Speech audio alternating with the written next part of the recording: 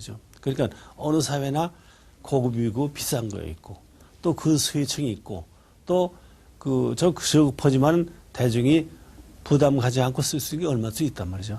또 그런 현상입니다. 이는 청자의 생산 품목으로도 입증된다.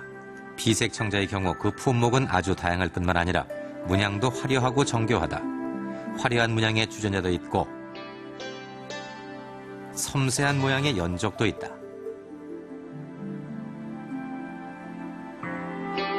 그리고 베개와 기와도 청자로 만들었다. 다양한 품목을 소량으로 정성껏 만든 것이다.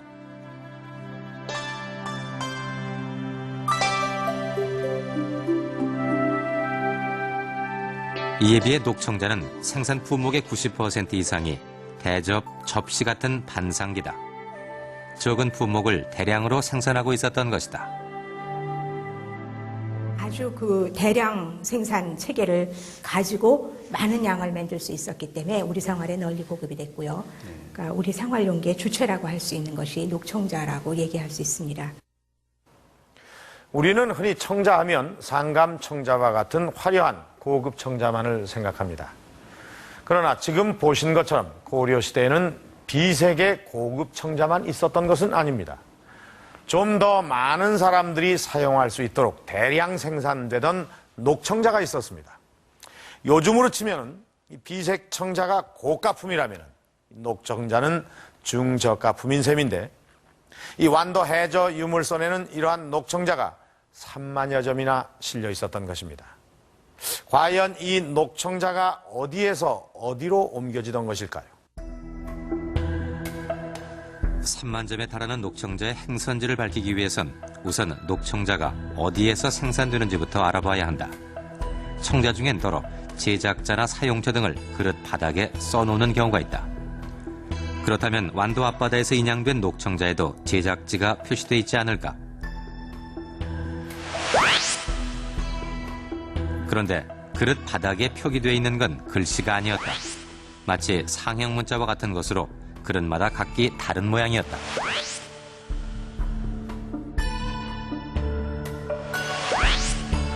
완도 앞바다에서 발견된 도자기들은 보면 바닥에 일자나 칠자나 삼자 이런 예도 있지만 많은 경우 물음표라든지 또는 특이한 기호가 많습니다.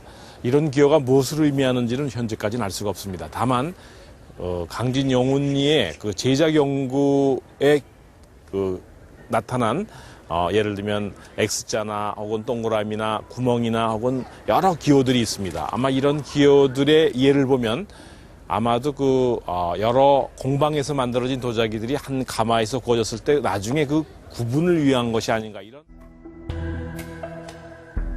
완도 앞바다에서 인양된 녹청자에는 이러한 기호가 모두 100여 종류나 나왔다. 이는 그만큼 많은 도자기 공방이 밀집돼 있던 지역에서 생산했다는 이야기가 된다.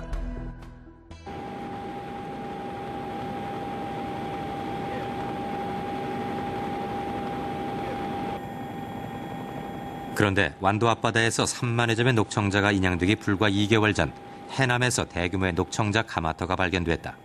발견 지점은 바로 해남군 산이면 진산리.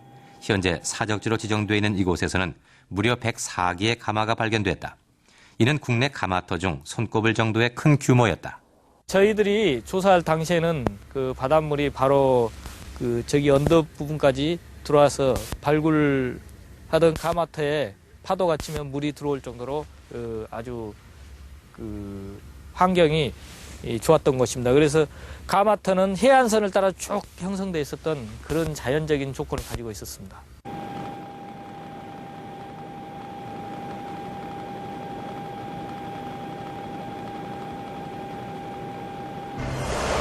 지금은 간척 사업으로 인해 논으로 변했지만 이곳은 원래 해안가였다. 이 해안가에 104개의 가마가 즐비해 있던 것이다. 당시 해안가엔 청자 파편들이 마치 조개 껍질처럼 널려 있었다. 원래 가마터는 좋은 흙과 물 그리고 땔감이 풍부해야 하는데 이곳 진산이는 그러한 조건을 갖춘 곳이다. 현재 104개의 가마는 땅속에 묻혀 있어 육안으로 확인할 수 없다. 하지만 지금도 바닥에 널려있는 청자 파편들을 통해 이곳이 얼마나 큰 가마터였는지 짐작할 수 있다. 그렇다면 과연 완도 앞바다에서 인양된 녹청자는 이곳 해남에서 생산한 것일까? 지리상의 위치나 가마터의 규모로 봤을 때는 충분히 가능성이 있다. 지난 91년 이곳에서는 한 기의 가마를 발굴했다. 당시 가마에서는 760여 점의 청자 파편들이 나왔다. 당시 발굴했던 가마는 보존을 위해 다시 덮었기 때문에 그 모습을 볼 수 없다.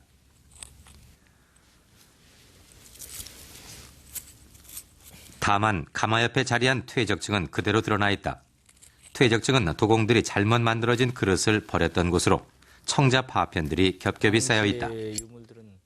이곳에서 나온 청자 파편과 완도선의 청자는 과연 동일한 것일까?